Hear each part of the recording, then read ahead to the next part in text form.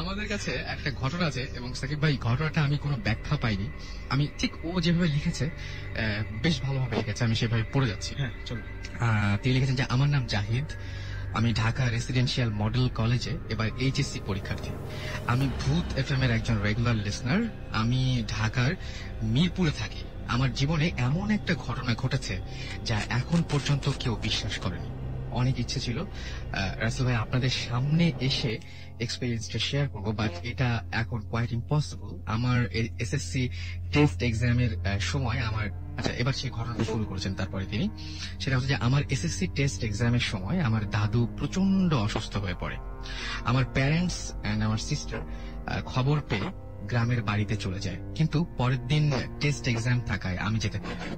বাড়িতে আমি একা ছিলাম। এক্সাম থাকায় আমি এক রাতটা 1টা পর্যন্ত পড়ি, দেন আমি ঘুমিয়ে পড়ি। হঠাৎ প্রচন্ড সাউন্ডে আমার ঘুম ভেঙে গেল। মনে হলো আমি রান্নাঘরের জিনিসগুলো একটা একটা করে ফেলে দিচ্ছে। ভাবলাম বাড়িতে চোর পড়াতো। দৌড়ে গেলাম রান্নাঘরে, দেখলাম সবকিছুই ঠিকঠাক, কিছুই বুঝতে পারলাম না। ভাবলাম হয়তো ঘুমের ঘোরে ভুল শুনেছি, অথবা বাইরে আওয়াজ হয়েছিল। ঘড়ির দেখলাম রাত তখন 2:30। আমি তখন টয়লেটে গেলাম আর ভাবতে থাকলাম যে আসলে ঘটনাটা কি ঘটেছিল। টয়লেট থেকে বের হলেই সামনে পড়ে আমার পড়ার রুমটা। টয়লেট থেকে বের হয়েই কেমন যেন গোলাপ জল আর আতরের মতো গন্ধ নাকে আসতে লাগলো। আমার পড়ার রুমের লাইট তখন অফ ছিল। টয়লেটের লাইটের অল্প অল্প আলোয় আমি পরিষ্কার দেখতে পেলাম একটা জায়নামাজের ওপর সাদা একটা পাঞ্জাবি পরে কে যেন বসে আছে। আমি প্রচন্ড ভয় পেয়ে গেলাম। বাড়িতে তো আমি ছাড়া কেউ নেই, তাহলে এই লোকটা কে? আমি কি ভুল দেখছি নাকি? ভয় পেয়ে ফ্রিজ হয়ে গেলাম। হঠাৎ আমি ক্লিয়ারলি দেখতে পেলাম একটা কফিনের মধ্যে সাদা কাপড় দিয়ে একটা লাশ পেঁচানো রয়েছে। তার সামনেই আগরবাতি জ্বলছে আর 3টা মহিলা সাদা কাপড় পরে মুখ ঢেকে শুধুই কেঁদে যাচ্ছে। সেই সাদা পাঞ্জাবি পরা লোকটা বসে রয়েছে। চিৎকার করার চেষ্টা করলাম কিন্তু পারলাম না। আমি বুঝতে পারলাম আমার মুখ দিয়ে কোনো আওয়াজ বের হচ্ছে না। হঠাৎ এই পাঞ্জাবি পরা লোকটা আমার দিকে ফিরে তাকালো, কি এক ভয়ঙ্কর দৃষ্টি দিয়ে।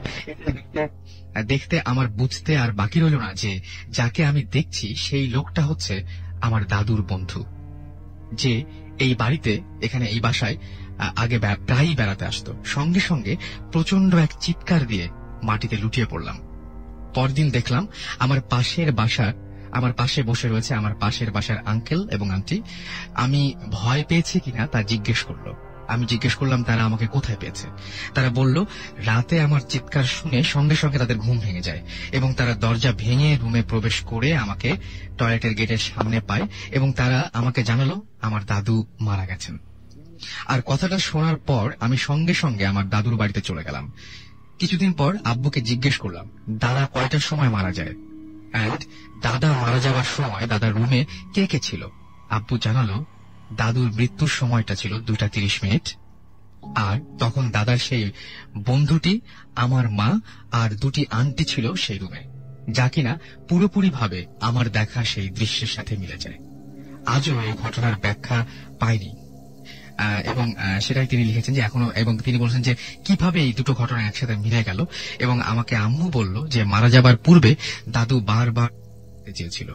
এখনো রাতের বেলা সেই দৃশ্যগুলো আমাকে নাড়া দেয়। এবং তিনি বলছেন যে পরীক্ষার কারণে তিনি আজকে এখানে আসতে পারেননি, বাট তিনি এই ঘটনাটা এভাবে লিখে পাঠিয়েছেন। ভেরি ইন্টারেস্টিং যে সরির জন্য দাদা মারা গেছেন। এগুলো খুবই আনইউজুয়াল। মানে রাতের বেলা ওয়াইড অ্যাওয়েক কি ঘুমিয়েছিল নাকি উনি পড়াশোনা করতে করতে এই ব্যাপারটা করেছে।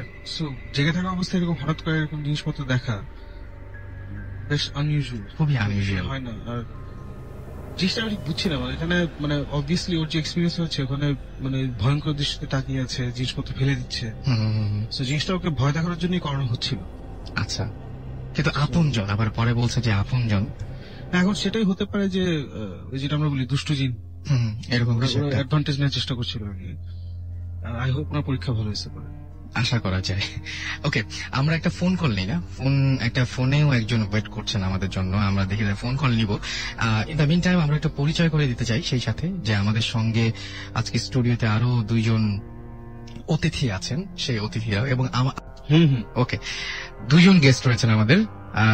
তার মধ্যে একজন গেস্ট যার বেশ একটা ইন্টারেস্টিং পরিচয় রয়েছে। আচ্ছা, আপনার নামটা বলুন এবং আপনি কি করেন বা আপনার পরিচয়টা আপনি বলুন। হাই, আমি সৈকত, এন্ড আমি একজন কোরআনে হাফেজ, আর পাশাপাশি এখন ইন্টার ফার্স্ট ইয়ার করছি। তো আমার লাইফের যে একটা এক্সপিরিয়েন্স হচ্ছে সেটা হচ্ছে আমি আপনার সাথে শেয়ার করছি। তো আমি যখন নাকি হাফিজিতে পড়াকালে মানে একটা প্রতিষ্ঠানে পড়তাম। আচ্ছা।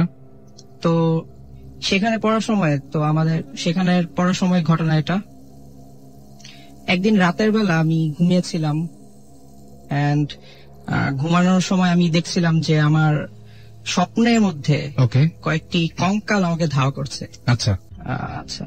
তো একটা সময় দেখা গেল যে আমি দৌড়াচ্ছি, তো একটা সময় একটা কঙ্কাল আমাকে আমার বাম হাতে বাহুর মধ্যে আমাকে ধরে ফেলে, মানে সেই কবজির ঠিক একটু উপরে, কবজির উপরে আপনাকে ধরে ফেললো। জি, অলরাইট। তারপরে তো যাই হোক, তো সেদিন সেই মানে স্বপ্নটা খুবই ভয়ঙ্কর ছিল, স্বাভাবিক। এন্ড পরের দিন যখন এই সকালবেলা আমি উঠি তখন আর কি আমার বাম হাতে সবচেয়ে মানে আমার লাইফের যেটা সবচেয়ে স্ট্রেঞ্জ ঘটনা সেটা হচ্ছে আমার বাম হাতে সেই 5টি আঙ্গুল যেখানে কঙ্কালটা ঠিক রাতে ধরছিল আমাকে, সেইখানে একদম পুরো ক্লিয়ার মানে 5টা আঙ্গুলের ছাপ বসেছিল। এই ছাপটা কি একদম নরমাল হাতের মতন ছাপ ছিল নাকি কঙ্কালের হাতের ছাপ? না না, ডেফিনেটলি না, কজ কঙ্কালের হাতের মতন একদম লম্বা লম্বা এবং মাঝখানে আপনার যে খাঁচ কাটা থাকে আর কি একটা মানুষ আঙুলের যে, হ্যাঁ হ্যাঁ সেগুলি পর্যন্ত একদম ক্লিয়ার এখানে ছিল আমার। আচ্ছা।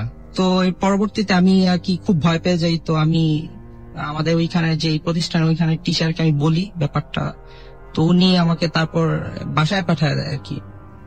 তো বাসায় পাঠায় দেওয়ার পরে আর কি যখন নাকি আমি ব্যাক করি আবার বাসা থেকে কিছুদিন পর, তখন আমি জিজ্ঞেস করছিলাম যে আমার টিচারকে যে ব্যাপারটা আসলে কি হয়েছিল। পরে বলছে যে আসলে এটা বলার মতন কিছু না, তো তোমাকে আর কি একটা খারাপ জিন যেটা বলে আর কি, দুষ্ট জিন তোমার উপর কি নজর দিছিল আর কি, যেটাকে আসর বলে আর কি। তো সেই কারণে তোমার ব্যাপারটা এরকম হয়েছিল। সো তুমি মানে তোমাকে বাসায় পাঠিয়ে দেওয়া হয়েছে যে তুমি যদি এখানে থাকতা তাহলে তোমার আরো কিছু ক্ষতি হওয়ার আশঙ্কা ছিল আর কি। আচ্ছা, আপনি তো দীর্ঘ সময় আপনি বললেন যে আপনি কোরআন শিক্ষা করেছেন এবং আপনি হাফেজ, আপনি বলেন এগুলো।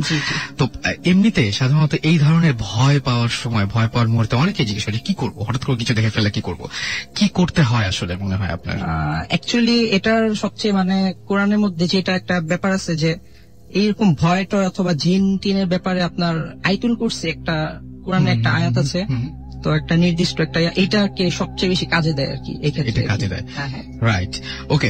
সো আমরা আপনার কাছ থেকে তো আরো ঘটনা জানবো, অনেক ঘটনা আছে আপনার, সেটা শুনবোই। আমাদের আরো একজন গেস্ট রয়েছেন, তার একটা ঘটনা আমরা এই মাঝখানে একটু শুনে আসি। ওকে, তো কি নাম আপনার? হ্যালো লিসনার্স, আমি আকিব, ঢাকা পলিটেকনিকের সিভিল এই ডিপার্টমেন্টের ফার্স্ট ইয়ারের ছাত্র। ওকে, সো আপনি আপনার বাসাটা কোথায় এটা বলেন? আমি শাহজাহানপুর কলোনিতে থাকি। ওকে, আপনার ওইখানে যে ঘটনাটা করেছিল তার আগে তো আপনি আমাদের ইমেইল করেছিলেন, সেটা ইমেইলের মাধ্যমে আপনাকে আজকে ডাকা হয়েছে এখানে। কি ঘটনা ঘটেছিল সেখানে? মূলত ঘটনাটা 5 থেকে 6 বছর আগের কথা। তো তখন শীতের সময় ছিলাম, আর তখন প্রতিবারের মধ্যে আমাদের বাসার সামনে ব্যাডমিন্টনের কোর্ট করা হয়। সো একদিন সকালে দেখলাম যে আমাদের ব্যাডমিন্টনের কোর্ট থেকে 30 or 35 মিটার দূরে অনেক লোক ভিড় করলাম জমা করবে। তো আমি ইন্টারেস্ট ফিল করলাম, আমি যাই দেখে আসি কি হয়েছে। তো যা দেখলাম তা ছিল অনেকটা ওরকম, যেখানে একটা বাচ্চা ছেলের ডেড বডি পাওয়া যায়। ওকে, ডেড বডিটা মূলত কার ওটা কেউ জানে না, কোনো দাবিদার পাওয়া যায় না। পরবর্তীতে আমি ডেড বডি সম্পর্কে কোনো কিছু জানি না, এতটুকু হয়েছিলাম। আচ্ছা, এটা ছিল 5 থেকে 6 বছর আগের ঘটনা। ওকে, আমার মনে হয় ওখান থেকে ঘটনা শুরু। এবার একটু ক্লোজ করে, এটা হচ্ছে 2 থেকে 3 বছর আগের কথা। আচ্ছা, তখনও শীতের সময় ছিল, আর অ্যাজ অলওয়েজ আমাদের বাসার সামনে বড় ভাইরা ব্যাডমিন্টন কোর্ট করবেন। ওকে, সো কোর্ট করার জন্য তারা প্ল্যান করলাম, আর প্ল্যান অনুযায়ী কাজ হলো। প্রতিদিন শীতের সকালবেলায় তারা কাজ করার জন্য যে দা, কোদাল, যেসব ইনস্ট্রুমেন্ট প্রয়োজন হয় সবকিছু নিয়ে মাঠে নামলো। আচ্ছা, তাদের কাজ ছিল প্রায় মাগরিবের আজান পর্যন্ত। তো আজানের শেষে তাদের কাজ প্রায় শেষ হয়ে যায়। আচ্ছা, তাদের কাজ শেষে তারা করলো যে ইনস্ট্রুমেন্ট গুলি ছিল ওগুলো মাঠের পাশে রেখে তারা ওই রাতে খেলা শুরু করে। তারা চায় না যে একটু লেট করুক, রাতের প্রথম খেলা সব উত্তেজিত ছিল। লিস্টেড দেয়ার গেম। তো ভালো কথা, প্রথম ভালোভাবে খেলা চলছে। খেলার মাঝে দিয়ে হঠাৎ একটা ছোটখাটো বেশি না ঝগড়া বাঁধেন। তো ঝগড়াটা এত বড় হয় যে তারা শেষমেশ মারামারি করেন, আর ওইখানে অবগত একজন লোকের মৃত্যু ঘটে, বড় ভাইয়ের মৃত্যু ঘটে, মানে একটা দুর্ঘটনা। জি মারামারি থেকে দুর্ঘটনা ঘটেন। তো যে বড় ভাই মারা যায় তাকে আমি খুব ভালোভাবে চিনি, আমাদের কলোনির এক বড় ভাই, আর আমি খুব রেসপেক্ট করি তাকে। তো আমি ভাবলাম হইতে পারে, আর আমার বিষয়টা ইগনোর করা উচিত, আমি বিষয়টা ইগনোর করলাম। বাট ওই ঘটনার পর আমাদের কলোনিতে আমাদের ওই মাঠে এক বড় ভাইয়া খেলতে দেয় না, যে ওই মাঠে তোরা ব্যাডমিন্টন খেলবি না, খেললে কোনো না কোনো একটা সমস্যা হয় প্রতিবারে। সো আমরা ভাবলাম যে বড় ভাইরা মানা করছে, খেলা উচিত না। 2 থেকে 3 বছর গেল, তো লাস্ট 2010 এর কথা, তখন কোরবানিতে 2 থেকে 3 সপ্তাহ আগে আমি ভাবলাম যে আমাদের আবার নতুন করে নতুন উদ্যমে খেলা উচিত। তো আমরা ফ্রেন্ডরা মিলে প্ল্যান করলাম যে ওকে ফাইন, আমরা খেলবো, আমরা কোর্ট করবো। তো কোর্ট করার পর বড় ভাইরা না করলো যে তোরা খেলিস না, এখানে সমস্যা হবে। তো আমরা বড় ভাইকে বিলিভ করলাম যে ভাইয়া সমস্যা হবে না, জাস্ট বিলিভ আস। সো পারমিশন পাইলাম, খেলা শুরু করলাম।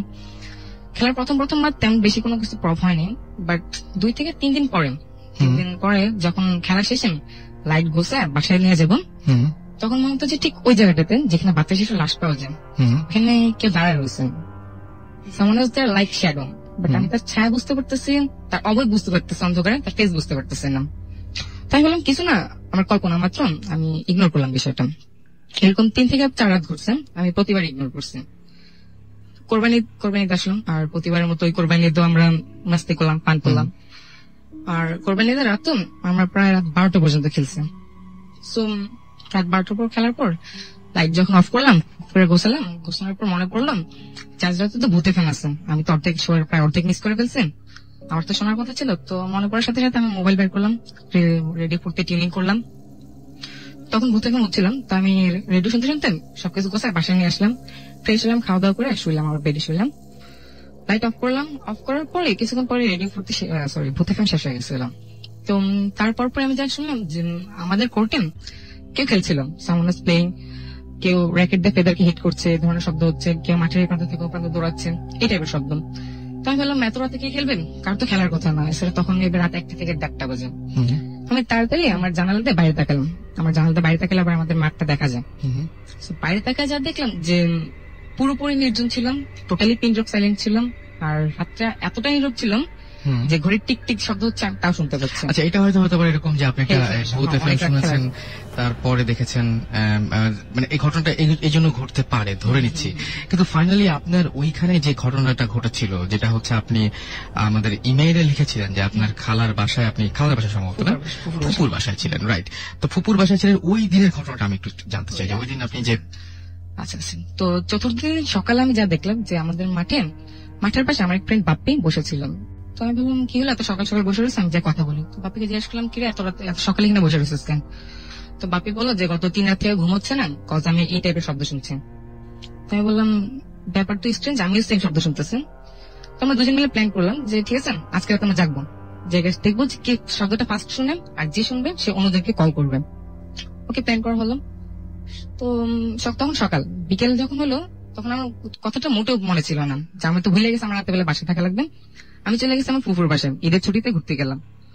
ফুফুর বাসায় ছিলাম, রাতেও ছিলাম। ফুফু বললো যে থেকে যান, রাতের বাসায় গেছিলাম। তো আমি বললাম আমার ছুটি আছে, ঈদের ছুটি থেকে যাই। থেকে গেলাম, রাত 12টার দিকে হঠাৎ কল আসলো মোবাইলে। ফোনটা অন করে দেখলাম যে আমার আম্মু কল করছে। আমি ফোন রিসিভ করলাম। রিসিভ করার পর আম্মু বললাম যে তুই কই, তাড়াতাড়ি বাসায় একটা বড় ঝামেলা হয়েছে, এই বলে আম্মু কল কেটে দিছে। আমি ভাবলাম কি হলো, বাসায় যাওয়া উচিত। আমি আন্টিকে অত রাতে ডিস্টার্ব না করে বাসা থেকে বের হয়ে গেলাম।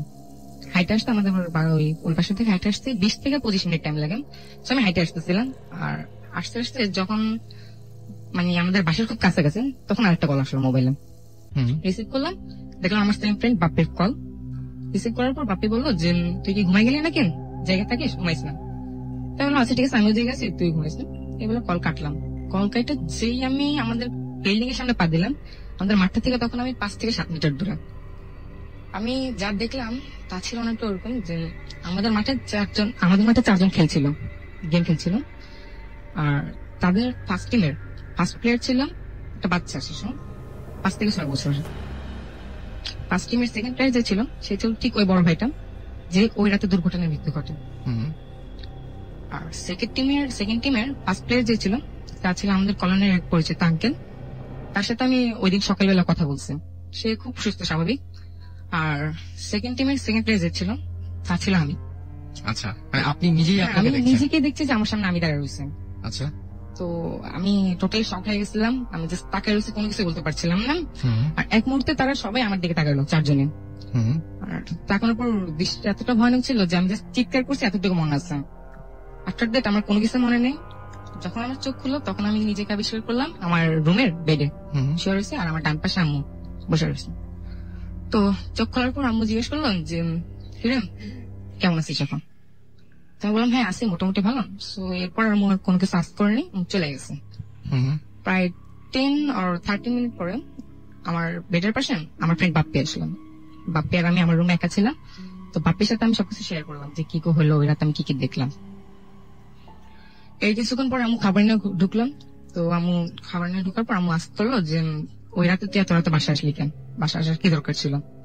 তাই আমি বললাম কেন, তুমি না ফোন করলা যে তুমি ফোন করে বলছিলে যে খুব তাড়াতাড়ি আসা দরকার, বাসায় সমস্যা হয়েছে। তো আমি বললাম আমি তো কোনো ফোন টোন করিনি। এই কথা শোনার পরে আমি আমার মোবাইলে dial number receipt number check করলাম। রিসিপ্ট নাম্বার চেক করে দেখি যে ওইখানে জাস্ট বাপ্পির কল আছে, রাত 10টার পর থেকে জাস্ট বাপ্পির কল আছে, আমার আম্মুর কোনো কল নেই। আর আমার ফোনটা লক করা, পাসওয়ার্ডটা লক করা। কারো এতটুকু সাবধানে যে আমার মোবাইলটা ওপেন করবেন। আমি বুঝি না কি হয়েছে। তারপর আমি আর বাপ্পি অনেকক্ষণ ভাবলাম যে কি করা যায়, আর কি হয়েছে।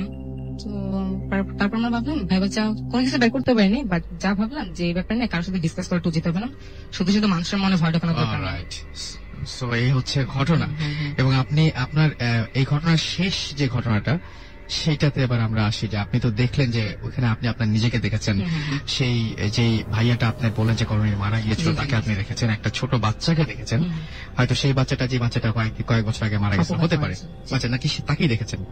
আমি ওই বাচ্চাটার ফেস দেখিনি। ওকে, আপনি দেখতে পাননি। বাট আরেকজন ছিলেন আঙ্কেল, সেই আঙ্কেলের একটা মানে সেই আঙ্কেলটা ছিলেন সুস্থ স্বাভাবিক, জীবিত দুজন।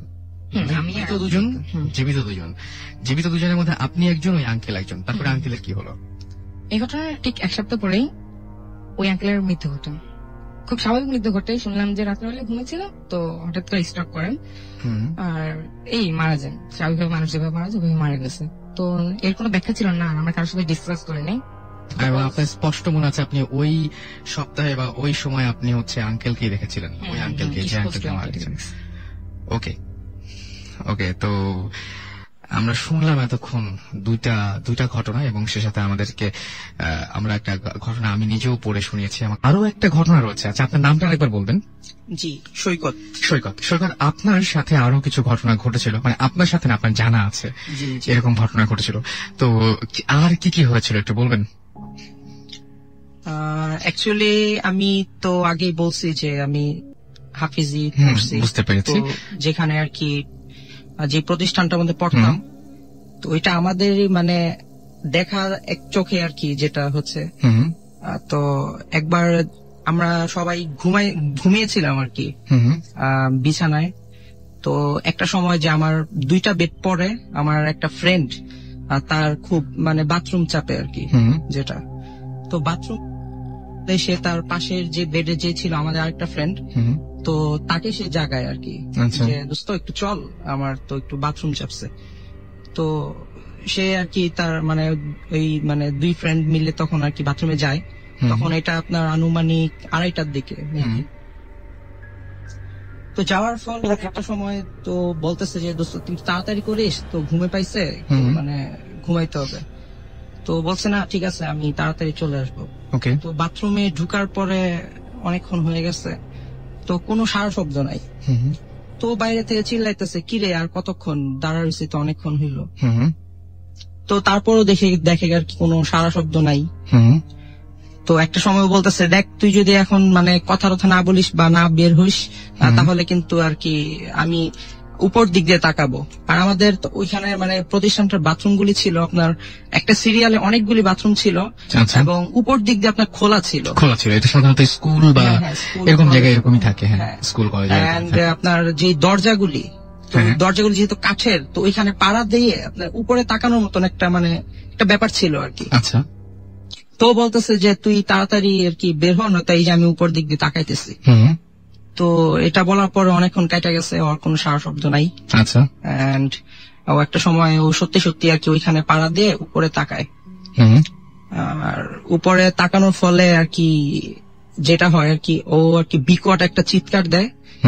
মানে যে বাইরে ছিল সে বিকট একটা চিৎকার দেয়, মানে ভেতরে এমন কিছু দেখেছে অস্বাভাবিক যেটা সে ঠিক আসলে নিতে পারেনি, সহ্য করতে পারেনি, রাইট? তো এর ফলে সে আর কি চিৎকার দিয়ে আপনার অজ্ঞান হয়ে যায় সেখানেই আর কি। আচ্ছা। তার চিৎকার ফলে আমরা সবাই আর কি ওইখানে দৌড়ায় আসি, আমাদের টিচার আমরা সবাই দৌড়ায় চলে আসি। তো আইসা দেখি যে সে এরকম আর কি পড়ে রয়েছে আর কি। আচ্ছা। তো তারপরে তাকে আর কি ধরাধরি করে নিয়ে যাওয়া হয়। আচ্ছা। তার জ্ঞান ফিরে আপনার একদিন পরে, এই ঘটনার একদিন পরে তার জ্ঞান ফিরে, এর মধ্যে তার কোনো জ্ঞান ফিরে নেই। তো আপনার যেটা হয় যে আমরা কিন্তু জানি না যে আমাদের একটা ফ্রেন্ড এখনো মিস রয়েছে, মিসিং যেটা আর কি। আচ্ছা, মানে যে ভেতরে ছিল সে কিন্তু এখনো মিসিং আমাদের মধ্যে, সে এখনো আমরা কিন্তু জানি না ব্যাপারটা, খেয়াল করে দেখে। ওকে। তো আপনার ও যখন নাকি ব্যাপারটা ও যখন উঠছে, মানে যখন আমার জ্ঞান ফিরছে তখন আমরা ওকে জিজ্ঞেস করছি আর কি হয়েছে। তো মানে যে ফ্রেন্ডটা বাইরে ছিল সে যখন জ্ঞান ফিরলো তাকে জিজ্ঞেস করলো যে কি হয়েছিল। তো হ্যাঁ সেটাই। ওকে। তো পরে ও আবার চিৎকার করে বলতেছে যে মানে ওই ফ্রেন্ডটা কোথায় আর কি, নাম মানে যে ফ্রেন্ডটা ভেতরে ছিল আর কি, যেহেতু নাম বলছি না আমরা এই জন্য গন্ডগোলটা পাচ্ছে। আপনি বলেন যে বাইরে, আপনি বরং এভাবে বলেন যে বাইরের ফ্রেন্ড আর ভেতরের ফ্রেন্ড। জি। ওকে। তো বাইরের ফ্রেন্ডটা আর কি চিৎকার করে বলতেছে যে ও তো এরকম এখানে রয়েছে। তো পরে আমরা সবাই দৌড়ায় আর কি, মানে টিচার সহকারে আমাদের বড় ভাই যারা ছিল তারা সবাই দৌড়ায় যাই। তো যে আর কি ওই বাথরুমটা ওইভাবে স্টিল ছিল যে আপনার বন্ধ ছিল আর কি যেটা, তো ওইটা পরে ভাঙ্গা হয়। তো ভেঙে যেটা কি আমরা দেখি সেটা খুব উইয়ার্ড একটা ব্যাপার। সেটা হচ্ছে আপনার আমাদের ওই ফ্রেন্ড তার মাথা এবং মানে মাথা যেটা সেটা আপনার যে বাথরুমের যে আপনার যেই মানে গোল যেই আটা আর কি, বুঝতে পারতেছেন, ওইটার মধ্যে একদম অর্ধেক পর্যন্ত তার মানে উল্টো করে তার অর্ধেক বডি ওইটার মধ্যে একদম মানে ভিতরে ঢুকানো আর কি, এন্ড পা দুটো একদম উল্টো করে মানে রয়েছে, এরকম একটা ব্যাপার আর কি। মানে খুবই উইয়ার্ড একটা ব্যাপার, যেটা আর কি মানে কোনো কিছু বলা নাই আসলে। ব্যাপারটা যদি এখানে থেমে যেত, আমি তো পুরো জিনিসটা জানি, এইরকম ঘটনা দেখা গেল যে ঘটতেই থাকলো এবং আপনাদের সবার চোখের সামনে, এবং এটা এমন কেউ না যে কেউ কোনো মানুষের দ্বারা এটা হয়েছে, তাহলে তো বুঝতেই পারতেন এবং আপনারা সবাই সেটা জানেন। এবং মানে আপনার কথাগুলো আমি বলছি আর কি, এবং আপনাদের সামনে একবার এই ঘটনাটা ঘটলো, সেটা কি বলবেন? একদম চোখের সামনে, নিজ চোখের সামনে যেটা, আর এটা মানে কোনো মানুষের পক্ষে এটা তো পসিবলই না, কোনোদিনই না এটা। ওকে। তো এটা মানে কিভাবে যে এটা মানে এক্সপ্লেনেশন আমরা দিব, এটা কি কোনো দেখা নাই আর কি যেটা। আচ্ছা, সেই ঘটনাটা হচ্ছিল কোন একটা পুকুরের মধ্যে, না? এরকম আরেকটা ঘটনা আছে যেটা ঘটছিল সেম প্রতিষ্ঠানেই, ওইটাও আমার দেখা, যেটা আর কি ওইটা ঘটছিল আপনার পুকুরের মধ্যে। আচ্ছা। তো ওইটার ব্যাপারটা হচ্ছে যে আমরা যেটা সেদিন সেম স্থানে মানে ওরকম আশেপাশে কোন একটা জায়গায় আর কি। আচ্ছা। তো আমরা ওদিন ছিল বৃহস্পতিবার আর কি। তো বৃহস্পতিবার কি আমরা সবাই আর কি গোসল করতেছিলাম, তখন দুপুর আর কি। দুপুরে আমাদেরকে যখন নাকি ছুটি দেয় তখন আমরা মানে সবাই, ওইটা তো বিশাল বড় একটা পুকুর ছিল, তো মানে সবাই আর কি ঝাপঝুপ দেয় আর কি, মানে খুব মজা টজা করে আর কি পুকুর সাঁতার টাতার কাটে। তো আমরা সবাই সাঁতার কাটতেছিলাম, তো আমাদের সাথে যে আমাদের একটা ফ্রেন্ড ছিল, তো সেও আর কি সাঁতার কাটতেছিল আর কি। তো একটা সময় আমরা বলতেছি যে আসলে দেখি মানে কে কতক্ষণ ডুব দিয়ে মানে পানির নিচে আর কি থাকতে পারে আর কি, ব্যাপারটা এরকম আর কি। তো জাস্ট ফান। তো আমরা যখন নাকি মানে ওই ফ্রেন্ড বলতেছে হ্যাঁ আমি অনেকক্ষণ পারবো এরকম, তো সে একটা সময় পরে ডুব দেয়। তো ডুব দেওয়ার পরে অনেকক্ষণ কেটে যায়, বাট সে আর উঠতেছে না ওইখান থেকে, ওই স্থান থেকে। তো পরে আমরা বলতেছি কি ব্যাপার, ও তো মানে এতক্ষণ তো থাকার কথা না। তো পরে ও বলতেছে মানে আমরা সাথে বলতেছে যে কি কোনো ঝামেলা টামেলা হইলো নাকি। পরে সাথে সাথে আমরা আর কি ওইখানে যারা যারা ছিল বড় ভাই তাদেরকে বললাম যে ব্যাপারটা এরকম হয়েছে। তো বলার পরপরই আপনার মানে সবাই খোঁজাখুঁজি শুরু করলো। তো তারপরও মানে ওকে পাইতেছে না আর কি। তারপর আমরা টিচারদেরকে ব্যাপারটা জানাই। তো টিচাররা আরো বড় মানে আরো যারা ছিল তাদেরকে সবাইকে একদম ওইখানে আর কি খোঁজার জন্য আর কি লাগাই দেয় আর কি। তারপরও আপনার এটা আর কি পাওয়া যাচ্ছে না তাকে আর কি, ওই ফ্রেন্ডটাকে আর কি। আচ্ছা। একটা সময় আর কি টিচাররা বাধ্য হয় যে মানে আপনার ফায়ার সার্ভিসকে জানাইতে, এন্ড সেখান থেকে আপনার ডুবুরি আসে আর কি। তো ডুবুরি আসার পরে আপনার যেইখানে ও ডুব দিছে ওইখানে তাকে আর পাওয়া যেতেছে না। তো ডুবুরির আশেপাশে যে পুকুরটা বিশাল বড় ছিল, তো আপনার ওইখানে আপনার ডুবুরিরা অনেক খোঁজাখুঁজি শুরু করে, এন্ড খোঁজাখুঁজি একটা পর্যায়ে তাকে একদম মধ্যে আপনার পাওয়া যায়, এবং সেই ব্যাপারটাও একদম আগেরটার মতনই সেম, যেটা হচ্ছে আপনার তার মাথা উল্টো আর পা দুটো উপরে, তাকে একদম অর্ধেক পর্যন্ত মাটির যেই পুকুরের তলদেশ সেটার মধ্যে একদম দাবায় রাখা হয়। আপনি নিশ্চিত যে এই দুইটা মানে আমাদের চোখের সামনে ঘটনা, এবং এটা হচ্ছে যে মানে কোন প্যারানর্মাল ব্যাপার স্যাপার, আপনি নিজেও বলছেন যে আপনি জিন বিশ্বাস করেন, হতেই পারে এরকম না? ওকে, পৃথিবীতে অনেক কিছুই ঘটে এবং আমি জানি না এই ঘটনাগুলোর কোনো ব্যাখ্যা আছে কিনা। আসলে খুবই অদ্ভুত ব্যাপার, কারণ চোখের সামনে যে ঘটনাটা ঘটে সেই ঘটনাটা আসলে মেনে নেওয়াটাও অনেক কষ্টকর। যাই হোক, যাবো রেজা একটা ইন্টারেস্টিং ঘটনা নিয়ে আসছে। ওকে, তো রেজা ভাই প্লিজ। জি, অ্যাকচুয়ালি ঘটনাটা আমার ঠিক না, আমার একটা ফ্রেন্ড, তার নাম হচ্ছে তাবিবা, সে ধানমন্ডিতে থাকে। তো স্টোরিটা জেনারেট করেছে এবার যে গতকাল আমি চিন্তা করছি যে আমি ভূত এফএমে আসবো, আমার কিছু বলার থাকবে না, রাসেল ভাই তখন কি ভাববে আমাকে নিয়ে। তো তখন আমার ফ্রেন্ড তাবিবা আর কি আমার সাথে ছিল, তো সে আমাকে বলতেছিল যে কি চিন্তা করো, তো আমি এরকম শোতে যাবো, কি করা যায় কি। তো বলে আচ্ছা আমাকে নিয়ে বলবো। তো তার বাসা ধানমন্ডি 28 নম্বরে থাকে ও। আচ্ছা, তো তার বাসায় আর কি অ্যাপারেন্টলি তাদের বংশধর থেকেই জিন ইনভলভ ছিল, as far as I know. সে তুমি যদি শুনতে থাকো তাবিবা প্লিজ মানে আমাকে পরে বললে যে ভুল করছি, তো আমি রাসেল ভাইকে জানাই দিব না। আচ্ছা, তো তাদের বাসায় কিছু উইয়ার্ড অ্যাক্টিভিটি ঘটে, যেমন সে আমাকে একটা ঘটনা গতকাল বলছিল যে তার বাসায় তার আম্মা আর কি টিভি সিরিয়াল দেখে রাত্রেবেলা 10টার দিকে। ওকে, তো তার বাসায় এরকম ছোট ভাই একা পড়াশোনা করতেছে, বাসায় রাত 9:30 বাজে। তো তার রুমটা মনে হয় একটু আলাদা ছিল মেইন ডোরের থেকে। তো সে পড়াশোনা করতে তো শুনলো যে বাসায় আম্মা টাম্মারা আসছে, তো সে আর বের হয় নাই। এবং মানে কিছুক্ষণ পর সেই টিভি সিরিয়ালও শুনলো যে একজন টিভি সিরিয়াল দেখছে, সে সবই শুনছে এন্ড এভরিথিং। 12:30টার সময় তার আম্মা ফোন দিছে তাকে, তো সে রুমে তখন এরকম একটা কিছু ঘটনা, বা 12:30টার সময় আম্মার সাথে তার যোগাযোগ হয়েছে, তার আম্মার সাথে। তখন দেখলো যে তার বাসায় অ্যাকচুয়ালি কেউ ছিল না, 12:30টায় তারা সব তার আম্মারা বাসায় এসেছে। তো তখন সে আর কি একটু অবাক হয়ে আম্মাকে বলছে যে আম্মা তোমরা এতক্ষণ কই ছিলা, মাত্র এই আমরা তো মাত্র বাসায় আসছি, আমরা তো বাইরে ছিলাম। সে কিছুতে এটা বিশ্বাস করছে না, সে বলছে তুমি কি আমাকে ভয় পাওয়ানোর চেষ্টা করছো, এরকম কিছু। তো সবচেয়ে মজার বিষয় তার আম্মা অবাক হয়েছে, নর্মালি তার ওই ভাইয়াটা সিরিয়াল দেখে না, যে যখন তার আম্মা সিরিয়াল দেখতে রাত্রেবেলা বসছে তার ভাই সব বলে দিচ্ছে এটার পরে এটা হয়েছে, এটার পরে এটা হয়েছে, কাহিনীগুলি বলছে। তখন তার আম্মা বলল যে তুমি জানো কেমনে? আমি বলতেছি যে তোমরা বাসায় ছিলা, কিন্তু তোমরা বলছো তোমরা ছিলা না, এরকম আর কি ঘটনাটা। যে সে শুনেছে তার আম্মা বাসায় আছে সবকিছুই, কিন্তু পরে রাত 12:30টার দিকে তার আম্মার অ্যাকচুয়ালি বাসায় এসেছে, অথচ বাসা পুরা খালি ছিল। সে এতক্ষণ সবার সাথে ছিল, সবার সাথে ছিল, বাট পরে যখন 12:30 তার আম্মা আসছে তখন সে আর কি মিলাতে পারছে না অ্যাকচুয়ালি কাহিনীটা কি ঘটেছে। এবং আমি যখন এটা শুনেছি যে ওদের বংশধর, আমি অ্যাকচুয়ালি খুব ভয় পেয়েছি যে তার আমার পাশেই ছিল, যে তোমার বংশের সাথে কি আমাকে আবার ধরবে নাকি, সেরকম আর কি ব্যাপারটা। এবং এছাড়াও আর কি অনেক রকম, যে তাদের 4তলায় কেউ থাকে না, অথচ 4তলায় তার আওয়াজ শুনে যে মশলা বাটছে, মার্বেল খেলা হচ্ছে, লাফালাফি দৌড়াদৌড়ি, 4তলা আর কি তাদের অ্যাবান্ডন। তো আমি এই বিষয়টা জিবরান ভাইকে বলেছি, এন্ড প্ল্যান করছি একদিন আমি, জিবরান ভাই এন্ড সাকিব ভাই, ইফ ইজ অলওয়েজ দ্য ডিবাঙ্কার, যদি কোনো ব্যাখ্যা পায় আমরা যাবো ওই বাসায় আর কি ইনশাল্লাহ। এই ঘটনাগুলো যেভাবে কি মনে হয় যে এই ঘটনাগুলো ঘটছে, মানে ইন্টারেস্টিং মনে হচ্ছে তো না? যথেষ্ট ইন্টারেস্টিং ঘটনাগুলো। এবং আপনি কি ভাবছেন, যে যাচ্ছেন কি আপনারা, বা এরকম চিন্তা ভাবনা করছেন মাথায়? ডেফিনেটলি, মানে obviously something to look into, but জিনিসটা হচ্ছে যে আমরা কিন্তু অনেক আগেও শুনেছি যে অনেক বাসায় যে মার্বেল খেলাটা is quite a common story সব জায়গায়। মানে I think we came across this বোধহয় কত 6-7 জন কেস থেকে। আচ্ছা, আমার কাছে এখন ওই যে মানে মাঝে মাঝে এরকম মনে হয় যখনই কোনো ঘটনা শুনি বা যা কিছু কমন থ্রেড থাকে, এবং সাকিব ভাইয়ের কথাটা খুব বেশি মনে পড়ে। যে একটা জিনিস, যে ম্যাক্সিমাম জায়গায় যে দেখা যায় যে ভৌতিস্ট মশার কামড় খেয়ে চলে আসছে, এই জিনিস এটা আমাদের now you have the biggest proof, কারণ আমাকে পাঠানোর ভিতরে মশার কামড় খাওয়ার জন্য।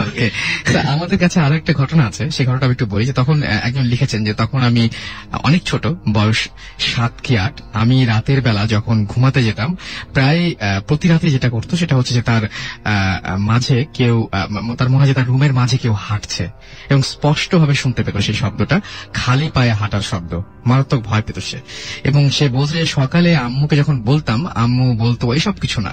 এভাবেই রাতগুলো কাটতে শুরু করে। একবার একটা ভয়ঙ্কর ব্যাপার ঘটলো, সেটা হচ্ছিল শীতের রাত এবং তার রুমে ফ্যান বন্ধ ছিল। রুমের ডিম লাইট 2-3 দিন ধরে ফিউজ হয়ে গিয়েছিল এবং চারপাশ ছিল একদম পুরোপুরি নিশ্চুপ, মানে একদম কোন ধরনের কোনো সাউন্ড ছিল না। হঠাৎ তার ঘুম ভেঙে যায় এবং তখন সে দেখে যে হঠাৎ করে মানে প্রচন্ড গরম লাগতে শুরু করে। এটা হচ্ছে শীতের দিনে গরম লাগতে শুরু করে, এমনকি তিনি বলছেন যে আমি মানে গরমে ঘেমে গেলাম পুরো, এরকম একটা অবস্থা হলো। এবং এরপরে যা দেখতে পেলেন তা হচ্ছে প্রথমে দেখে তিনি অবাক হলেন, দেখলেন যে রুমে কেউ একজন ঢুকলো, তার হাতে একটা মোমবাতি, এবং মোমবাতির আলোটা দিতে সে হচ্ছে আবছা দেখতে পেল লোকটিকে। এবং তিনি বলেন যে এর আগে সেই লোকটিকে সে কখনো দেখেনি। মোটা সোটা একজন লোক, এবং তার পরনে ছিল কেমন একটা রঙের কাপড়। এটা তিনি বলেছেন কালো না ছাইও না, মানে কেমন ময়লা টাইপের একটা কাপড়, এরকম ধরনের কাপড় পরা ছিল তার, এবং কাপড়ে কোনো শেপ ছিল না, সারা শরীরে কাপড়টা পেঁচানো ছিল। এবং সেটাই তিনি যেটা দেখেছেন আর কি। এরপর সেটা তিনি তার রুমের মাঝ বরাবর হাঁটতে শুরু করলো, বেশ কিছুক্ষণ তার দিকে তাকিয়েও থাকলো, এবং কিন্তু তাকে চিনতে পারলো না। এরপর ভয়ে তিনি বললেন যে আমি মুখে কম্বল দিয়ে দীর্ঘ সময় শুয়েছিলাম।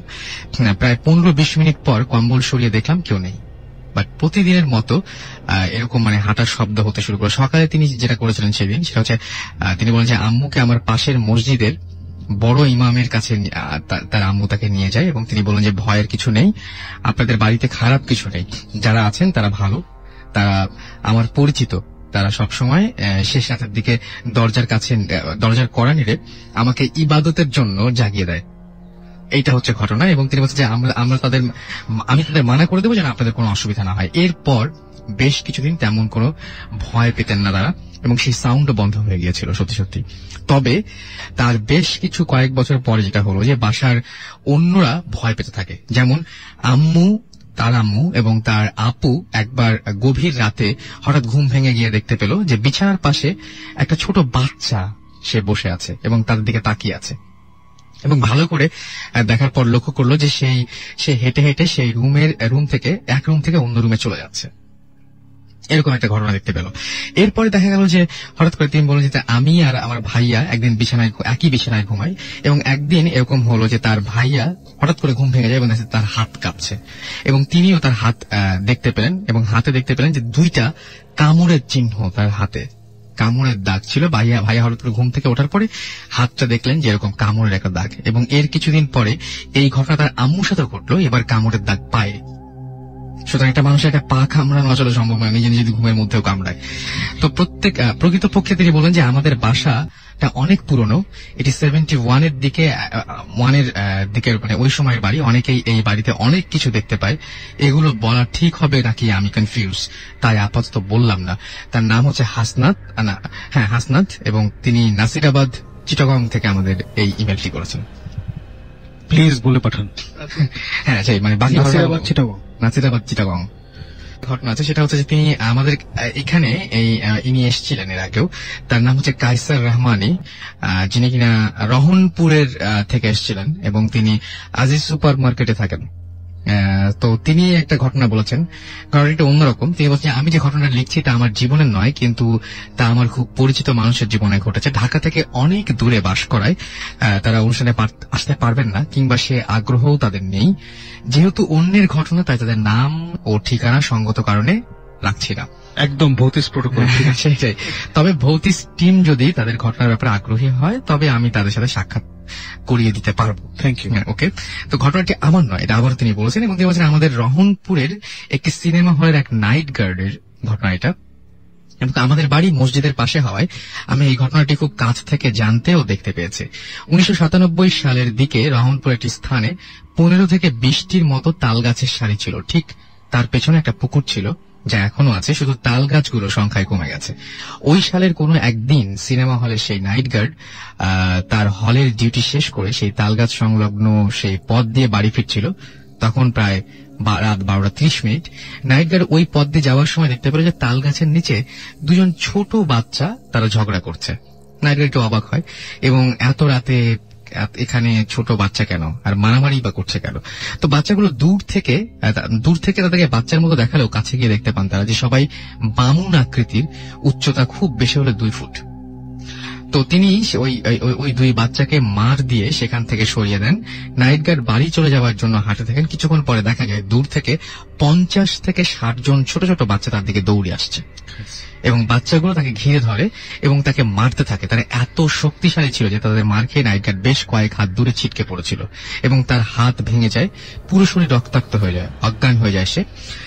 তা যখন জ্ঞান ফিরল তখন সে কথা বলতে পারছিল না, অর্থাৎ বোবা হয়ে গিয়েছিল। আমাদের বাড়ি মসজিদের পাশে হওয়ায় আমি সকালবেলা দেখলাম তিনি ইমাম সাহেবের কাছ থেকে পানি পড়া নিচ্ছেন। আমি ইমাম সাহেব এবং অনেক পরে নাইট গার্ডের কাছ থেকে ঘটনা জানতে পারি। মানে তখন সে নিশ্চুপ হয়ে গেছিল, একদম কথা বলতে পারছিল না সঙ্গত কারণে। এরপরে তিনি বলছেন যে একই গ্রামের নদীর ধারে একটি বাগান দিয়ে প্রায় রাত 12টার দিকে কাজ সেরে ফিরছিল খালেক, এটা তার ছদ্মনাম। এবং তিনি বলছেন একইভাবে সে সামনে খুব খাটো 2 জন মানুষকে দূর থেকে দেখতে পাচ্ছিল এবং বাচ্চাদের মতো তাদেরকে দেখায়। খালেক তার পাশ দিয়ে যাবার সময় খাটো মানুষগুলো তার কাছে আসে এবং তার গলা চেপে ধরে। খালেক তখন দোয়া পড়তে শুরু করলে খাটো মানুষগুলো অদৃশ্য হয়ে যায় এবং তারপর খালেক 2 দিন কথা বলতে পারেনি। ঠিক আগে যেরকম এরকম কিছুদিন বোবা হয়েছিল ওরকম একটা অবস্থা আর কি। ওপরে 2টি ঘটনা যে ব্যক্তির সাথে ঘটেছে এবং আরেকজন থেকে মানে একজন থেকে আরেকজন অনেক দূরে থাকেন এবং পেশাগত জীবনেও তারা আলাদা আলাদা পেশায় নিয়োজিত। এটা তিনি বলছেন যে আলাদা মানে 2জন 2 ধরনের কাজ করেন এবং তারা 2জন এখনো আল্লাহর রহমতে সুস্থ মতোই বেঁচে আছেন। এই ঘটনায় 2জনের জীবনে ঘটেছে, এর কোনো ব্যাখ্যা নিজেও দিতে পারেননি, অন্যরাও না, মানে তারা কিছু বলতে পারেনি। যা রহস্য হয়তো তা কোনোদিনই উদ্ঘাটন হবে না। বাচ্চাগুলো আসলে কে, কোন জিন, ভূত নাকি কোন গ্রহের প্রাণী? মানে এই যে ঘটনাগুলো, এই হচ্ছে ঘটনাটা। এবং মানে ব্যাপারটা বেশ উইয়ার্ড লেগেছে আমার কাছে। ছোট ছোট এটা খুবই মজা লাগছে শুনে, মানে যাদের হয়েছে তাদের মজা লাগেনি, গল্প হিসাবে ইটস ভেরি ইউনিক। এবং সবচেয়ে মজার ব্যাপার কি যে এই যে ছোট বামুনের কথা বলছেন, এই বামুনের ঘটনাগুলো আমি জানতে পারি আজকে। আমি সামহাউ মানে এই মেলটা নেয়ার সময় পাইনি, এর পরের সপ্তাহে নিশ্চয়ই শোনাবো।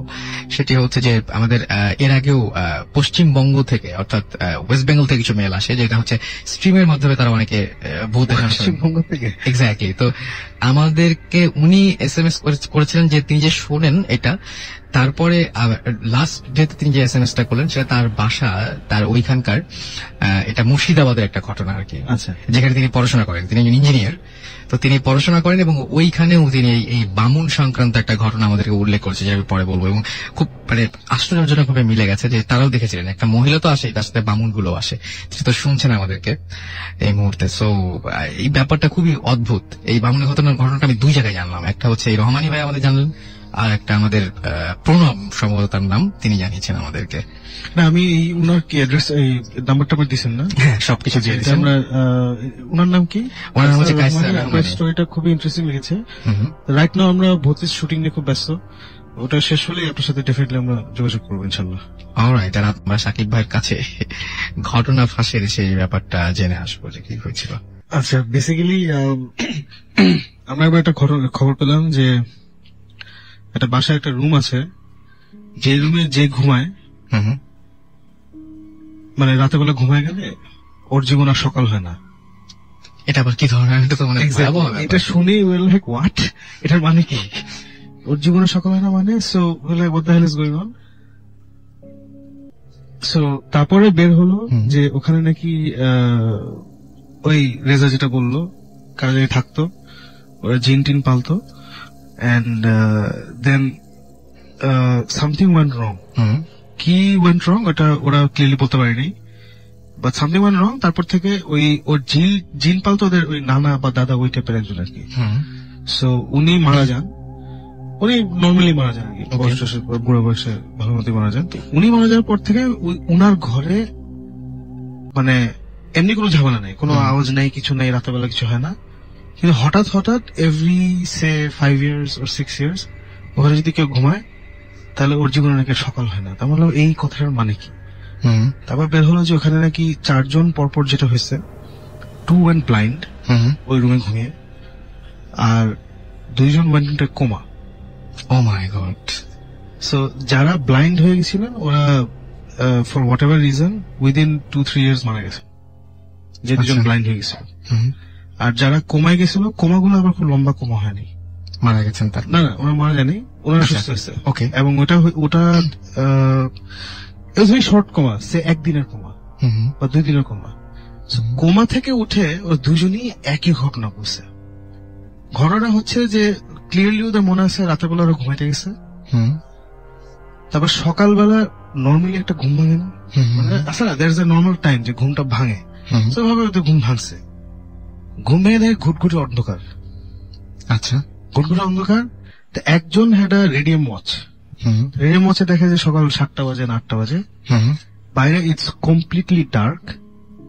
এবং ওই এটা মানে যখন এই ঘটনা ঘটেছিল তখন ইনফ্যাক্ট এখনো বাসার আশেপাশে অত লাইট নেই, একটু মফস্বল টাইপের জায়গায়, কম আলো টালো আছে। তো ও দেখে যে সকাল সম্পূর্ণ অন্ধকার, জানলা বাইরে নেই, কিচ্ছু দেখা যাচ্ছে না, একটা লাইটও নাই, কিছু নাই, কোনো বাসার সাথে দেখা যায় না। সে বাসা থেকে নাকি বের হয়েছে সম্পূর্ণ অন্ধকারে, একটু মানে চাঁদও নাই, মানে কিচ্ছু নাই, মানে হালকা নাকি তারার আলো, প্রচন্ড মেঘলা, মানে ক্লিয়ারলি কিছুই দেখা যাচ্ছে না। তো সে অন্ধকারে পুরো বাসা নাকি খালি, ওখানে তো ও একা থাকতো না, ফ্যামিলি থাকে, কাউকে সে খুঁজে পায় না, কিছু না। এইভাবে নাকি সে প্রায় 5-6 ঘন্টা ঘোরাঘুরি করছে, ঘোরাঘুরি তারপরে দোয়া দুধ পড়া শুরু করছে, মানে বুঝছে যে সামথিং ইজ ভেরি রং। দোয়া দুধ পড়ে টড়ে তারপরে আবার টায়ার্ড হয়ে ঘুমাইছে। ও বাসায় আবার কোনো খাবার টাবার কিছু নেই, আচ্ছা, নাথিং ইজ দেয়ার। ঘুমায় টুমায় এই আবার ঘুমাইছে, ঘুম থেকে উঠছে যখন তখন কোমা থেকে উঠছে। এবং যে দুজন কোমা থেকে উঠছে ওরা একই কথা বলছে, আর যারা ব্লাইন্ড হয়ে মারা গেছে ওরাও ভেরি সিমিলার স্টোরি বলছে। কিন্তু ওদের আর ঘুমটা ভাঙেনি, মানে ওরা যখন মানে একদম অন্ধকারই ছিল সারা সময়টা। ওদের ওই দে ওয়ার ব্লাইন্ড, ওরা কোমায় যায়নি বাট দে ওয়ার ব্লাইন্ড। বাকি দুটো কোমায় গেছে বাট দে লিভড। আচ্ছা, ব্লাইন্ড হয়, তার মানে তারা বেশি লাকি। হ্যাঁ, তারা অনেক লাকি। আমরা এই স্টোরি শুনে, মানে যে স্টোরিটা বলছি is a good story teller, মানে ওই লাইন দিয়ে আমাদের হুক করে ফেলছে যে এখানে ঘুমাইলে সকাল হয় না। তখন শোন ভাই, তখন এটা নিয়ে আমাদের খুব ডিসকাশন হয়েছে যে এখানে আসলে মানে it sounds a bit dangerous. যে একটা হচ্ছে ডেঞ্জারাস, একটা হচ্ছে যে এই ঘটনাগুলো হয়েছে ইন স্প্যান অফ 5-6 ইয়ার্স। এমন না যে আমরা ওখানে যাবো ছোট হবে, এটাও কিছু নাই। আর ওখানে এখন ওই বাসাতে বেসিক্যালি একটা কেয়ারটেকার থাকে, ও আবার বাইরে থাকে, ভিতরে থাকে না, ওই ফ্যামিলি বিদেশ চলে গেছে। আচ্ছা, তো বাসাটা খালি। ফাইনালি মানে আমার কাজই তো এসব বিশ্বাস না করা, সময় এগুলো ফালতু কথা, বাট যে স্টোরিটা এত সুন্দর করে বসছে, এটাকে দাম দেওয়ার জন্য এত যাওয়া উচিত। সকাল হলে একটা কথা হলো, চলেন যাই। ফাইন, ঠিক আছে। তো আমরা আমাদের জিনিসপত্র নিয়ে গেলাম, গিয়ে ওই রুমের ভিতরে ঢুকলাম। So everything is kind of dirty, ওইভাবে তো কেউ থাকে না ওদের। তা আমরা আমাদের ক্যামেরা সব ঠিকঠাক করলাম, সেই হ্যান ত্যান। তো রুমটা ওই আগের দিনের, এটা তো মাস্টার বেডরুম ছিল, মানে যিনি ওই যে দানা যিনি উনার রুম ছিল। So it was kind of big, অন্যান্য ঘরগুলো তো বড় না, ইট ওয়াজ কাইন্ড অফ বিগ। সুন্দর বারান্দা আছে একটা দোতলায়, আর জানলা দিয়ে বড় বড় জানলা আছে, you can see everything clearly. তো বাসাটা একটু মহসল, একটু বাইরের দিকে। সো এখনো ওখানে আশেপাশে লাইট টাইট কম আর কি, আচ্ছা, একটু আউটস্কার্টসে। তো ফাইন, আমরা গিয়ে we set up everything around 10-10:30 গিয়ে তারপরে খাওয়া দাওয়া শেষ করে আমরা 11টার সময় সবকিছু অন করে বসে আছি। তো বসে আমরা আমাদের যেসব টেকনিক আছে সব ইউজ করতেছি, টু ট্রাই টু কমিউনিকেট যেখানে কিছু আছে নাকি হ্যান ত্যান। তো ওয়েট করছি। তো ওয়েট করতে করতে ইন্টারেস্টিং জিনিস হচ্ছে যে I suddenly woke up. আচ্ছা, ওকে, এন্ড এক্স্যাক্টলি আমি জানি বলছি ভাবে, মানে আমি ঘুমাই গেছি কোন আমি জানি না। ও আচ্ছা, আপনি বলছেন ঘুমিয়েও গেছেন? হ্যাঁ, ওয়েট করছি। নেক্সট থিং আমি ঘুম থেকে উঠছি, উঠে দেখি যে শোভা জীবন ওরা ঘুমাইছে। ও মাই গড, ঘুমাইছে।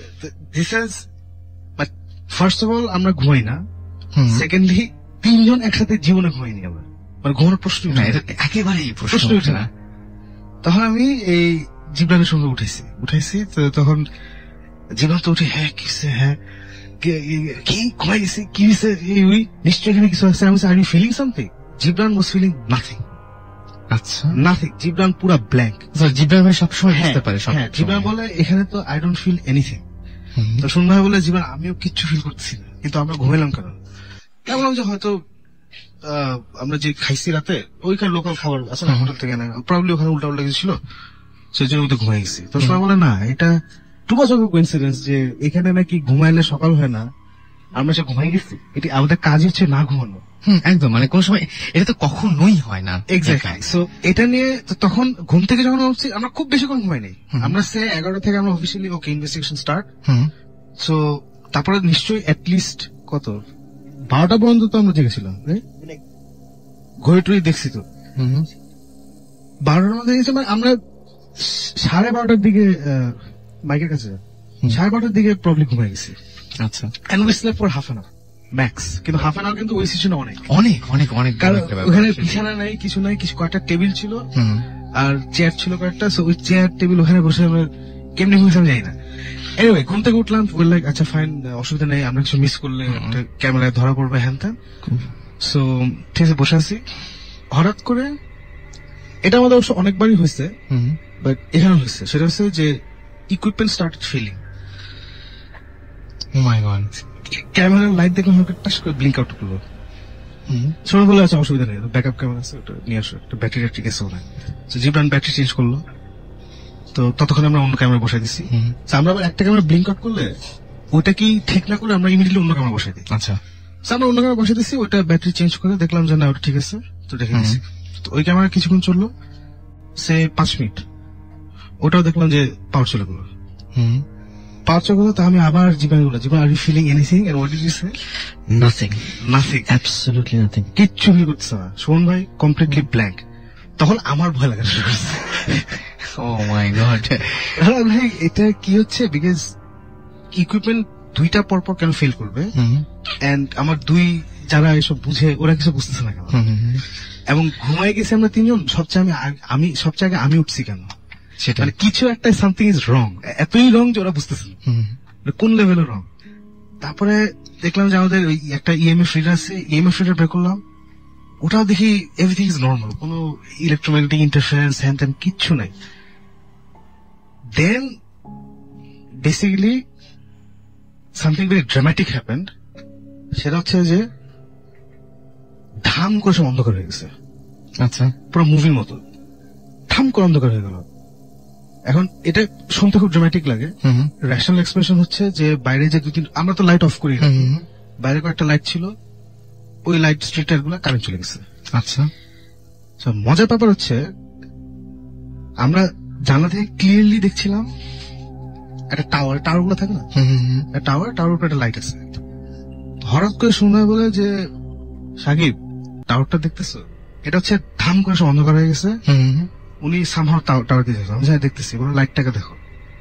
তখন আমি জীবনকে শোনার পাশে দাঁড়ালাম জানলাম, এন্ড উই সি লাইটটা ইটস গোয়িং অ্যাওয়ে, চলে যাচ্ছে দূরে। হ্যাঁ, সো টাওয়ারটা বেশ দূরে ছিল, মানে ইট ওয়াজ হিউজ টাওয়ার, বেশ দূরে। সো লাইটটা তখন ক্লিয়ারলি বোঝা যাচ্ছে, এন্ড ওই দিন হয় অমাবস্যা ছিল বা মেঘের চাঁদ ঢাকা ছিল, what ever, it was very dark. ওই লাইটটা দেখে আমার জীবন শুনবে, এগুলো পরে ডিসকাসড, আমার মনে হয়েছে কি জীবনে ওই একটাই আলো আছে, ওই আলো চলে গেল সব শেষ। মানে ওটাকে ফ্লাইং হবে, মানে চলে যাচ্ছিল নাকি সম্পূর্ণ অন্ধকার, আমরা কিন্তু একজন একজনের দেখতে পাচ্ছি। তোর বাইরে লাইট দেখা যাচ্ছে না, এখানে কিন্তু হঠাৎ ওটা যদি চলে যেতে থাকে হঠাৎ করে। স্টুডিওতে তখন অনেক লাইট, সব লাইট যদি চলে যায় আমরা কিন্তু একজনের সাথে দেখতে পারবো না, রাইট? সো তখন কিন্তু আমরা একজনের সাথে দেখতে পাচ্ছি না, আমাদের পয়েন্ট অফ জানলাটাও ক্লিয়ারলি পয়েন্ট অফ রেফারেন্স ছিল খালি, আর আমাদের যে ইকুইপমেন্ট ফেলিয়ার হচ্ছে, টর্চ মর্চ কিছুই কাজ করতেছে না, I don't know why. Okay, so তখন আমার মনে হয়েছে যে ওই আলোটাই হচ্ছে আমার জীবনে একমাত্র আলো, ওই আলো যদি চলে যায় উই ফিনিশড একদম। এটা কেন মনে হচ্ছে আমি জানি না, আমরা 3জন ওখানে তাকিয়েছিলাম, আর we couldn't even move, move as in not that কেউ ধরেছিল আমাদের, মানে জাস্ট ওখানে সবাই দাঁড়ায় ছিলাম, দাঁড়ায় দেখছি যে আলোটা আস্তে আস্তে আস্তে করে দূরে চলে গেল, চলে গিয়ে এই জাস্ট মিশে গেল, বুঝছো, অন্ধকারের সাথে মিশে গেল জিনিসটা। ওকে, তারপরে দেয়ার ওয়াজ কমপ্লিট ডার্কনেস। তখন সুমন ভাই সূরা পড়া শুরু করলো, সূরা পড়া শুরু করলো, এন্ড উইদিন 30 সেকেন্ডস করে রাস্তা সবাই চলে আসে। আচ্ছা, দেখি টাওয়ারের আলোটাও আছে। So that was a very very খুবই স্ক্যারি একটা এপিসোড। এন্ড এটা নিয়ে এটা বলে দিচ্ছি এই কারণে, বিকজ এটা কোনো এপিসোড করতে পারবো না, বিকজ কিছু হয় নাই, আদার দেন কারেন্ট চলে গেছে। কিন্তু সকালবেলায় আপনারা ঠিক মতো জেগেছিলেন আবার নাকি? আবার দাদা তারপর আমরা ওখানে কাট আচ্ছা একদম সকাল ওই রুমে বসে সকাল থেকে কোনো শখ নেই। আচ্ছা ওইখান থেকে তখনই আমার তলপা গুটিয়ে এগুলো কল শুন হয় না, it's like pack up leaving and we left. গিয়ে তারপরে ওনার ওই ভদ্রলোক আমরা বসে যে ওই রুমে ডেফিনেটলি প্রবলেম আছে, দেন হিজ লাইক আপনারা কি পেয়েছেন? আমরা কিছুই পাইনি।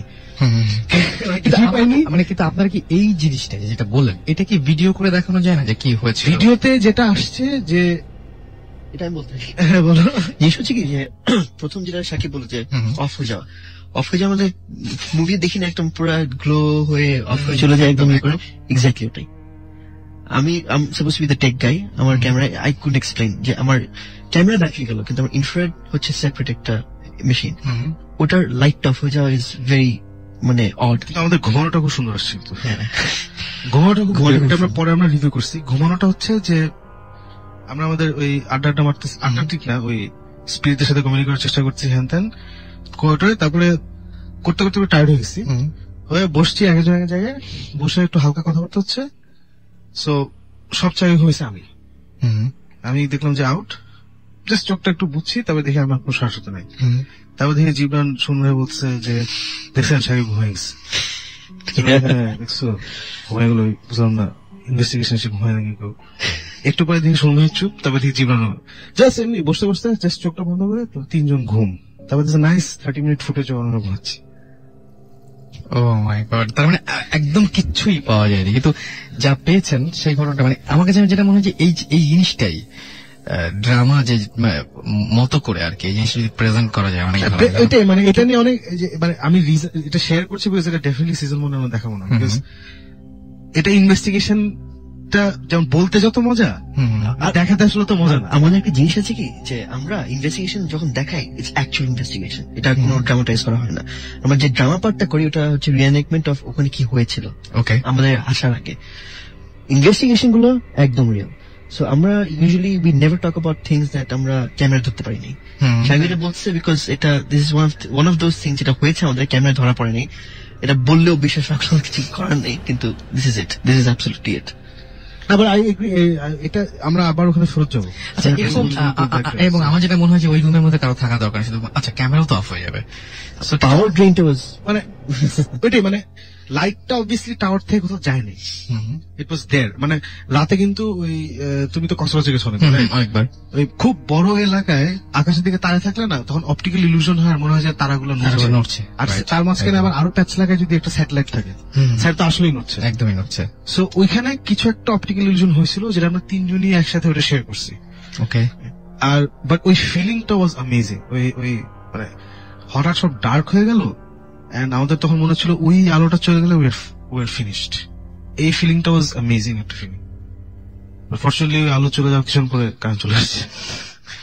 ফরচুনেটলি ব্যাপারটা আমার কাছে মানে আমি এখনো জিনিসটা আমার কাছে মোটেই স্বাভাবিক লাগছে না, সত্যি কথা। না একদমই ওইটাই তো, মানে দিস দ্য ফার্স্ট টাইম যে আমরা we went back end we told him যে ভাই আপনার রুমে ঝামেলা আছে। তখন উনি বলছেন তাই আপনার কি পেয়েছেন? আমরা কিছুই পাইনি, খুশি হয়ে আমরা কিছুই পাইনি। বাট আমরা এই ডিবাঙ্কার আমি বলছি যে I am the debunker, I am telling you that room has a problem. And this is the first time was I've seen you little moved. মানে ও তো সবসময় না এগুলো কিছু না, মানে সামনে যদি এসে দাঁড়ায় সাকিব বলবে ইউর নট রিয়েল, গো। কিন্তু এবার ফার্স্ট টাইম দেখলাম সাকিবকে, মানে হি ওয়াজ রিয়েলি মানে ভয় পাওয়ার মতো একটা ব্যাপার ঘটেছিল আসলে। যাই হোক, আমি দেখতে পাচ্ছি যে আমার কাছে একটা ঘটনা এখনো দেখতে পাচ্ছি, আমি বুঝতে পারছি না যে এই ঘটনা কি ব্যাখ্যা দিব। আমার কাছে একদম পুরোপুরি আমি বলবো যে অনেকটা রূপকথার মতো লেগেছে। সেটা হচ্ছে যে আমাদেরকে লিখেছেন যে প্রথমে আপনাকে থ্যাংক ইউ আমাদের ইমেল পড়ার জন্য। আমি গত সপ্তাহে ফয়েজ লেকের কিছু ঘটনা শুনেছি, তবে আমার কাছে এর চাইতেও ভয়ঙ্কর ঘটনা আছে। হ্যাঁ, ফয়েজ লেক নিয়ে গত সপ্তাহে অনেকেই অনেক কিছু শুনতে চেয়েছিলেন আমাদের কাছে, এবং ফয়েজ লেক নিয়ে এখনো অনেকেই অনেক কিছু লিখছেন। তো তিনি লিখেছেন যে আমি কিছুদিন আগে ফয়েজ লেকে আমার এক কাজিনের সাথে গিয়েছিলাম। সেখানে গিয়ে আমরা কিছুক্ষণ হাঁটলাম, ঘুরলাম, খেলাম এবং তারপর একটা বোট ভাড়া করে খেলাম, এবং তারা 3টার দিকে গিয়েছিলেন সেখানে। এবং তিনি বলছেন যে তখন বাজে 5টা বেজে গেছে। এই সময় তারা বললেন যে আমার কাজিন বলল চলো ওহি আমরা একটা বোট ভাড়া করে একটু ঘুরে আসি। আমিও রাজি হলাম কিন্তু জানতাম না যে আমার এই রাজি হওয়ার পেছনে অনেক বড় একটা ঘটনা অপেক্ষা করছে। এবং তিনি বলছেন যে আমি আর আমার কাজিন বোটে উঠলাম, সঙ্গে আমরা কোনো বোটম্যান নিই নাই। একটা জায়গা আছে যেখানে একটা সাইনবোর্ডে লেখা আছে যে ডেঞ্জারাস জোন। আমি জানি যেহেতু আমি রিসেন্টলি জানি যেহেতু আমি জানি না যে এরকম কোনো কিছু লেখা আছে কিনা বা প্রবেশ নিষেধ এরকম কিছু লেখা আছে কিনা। যাই হোক, তারা দুজন মিলে সেই জায়গাটা ঢুকে পড়েছিলেন। এবং ঢুকে পড়ার পর আমি খুব ছোট করে যদি বলতে চাই তাহলে ঘটনাটা এরকম ঘটেছিল যে কিছুক্ষণ পরে একজন আরেকজনকে হারিয়ে ফেলেন। এবং যেটা হয় সেটা হচ্ছে যে তিনি বলছেন যে আমাদের একজন আরেকজনকে হারিয়ে ফেলেন এবং তিনি বলছেন যে কেউ খুঁজে পাচ্ছেন না। এবং আচ্ছা, প্রথমে তিনি যেতে চাননি আসলে যে ওই জায়গাটায় যাবেন কিনা, যে ওই যেখানে সাইনবোর্ড আছে তার ভেতরে ঢুকবেন কিনা। কিন্তু তার কাজিন তাকে এত ধমকাতে শুরু করলো, তিনি বলেন যে আমাকে একটা ধমক দিয়ে বললো যে আরে তুই চুপ থাক, একটা কথাও বলবি না। আমি আজকে ঠিক করছি, আমি দেখবই এখানে কি আছে, মানে সেই ভয়ঙ্কর জায়গাটা কি আছে এটা দেখার জন্য তারা খুব উৎসাহিত হলেন। এবং তিনি বলছেন যে সেই এমনিই আমরা আসছি।